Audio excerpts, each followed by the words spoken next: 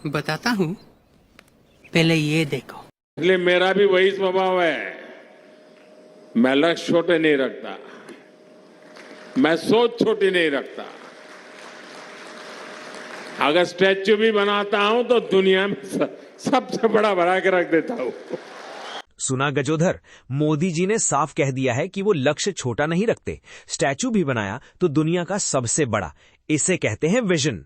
अरे लल्लन भैया, विजन तो एकदम कतई जहर है।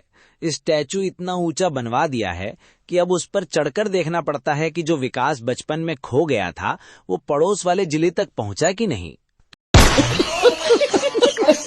तुम हमेशा मजाक उड़ाते हो। दुनिया का सबसे बड़ा स्टैचू हमारे पास है, ये गौरव की बात नहीं है क्या? गौरव तो बहुत है भैया, बस दिक्कत ये है कि स्टैचू इतना बड़ा है कि उसकी छांव में देश की सारी बेरोजगारी छुप गई है। नीचे खड़े युवा को डिग्री हाथ में लिए ये समझ नहीं आ रहा कि स्टैचू को निहारे, स्टैचू के पास पकौड़े की दुकान लगाए। अरे तुम बड़े लक्ष्य की बात ही नहीं समझ रहे। उन्होंने हर चीज बड़ी की है। हाँ, ये तो मानना पड़ेगा।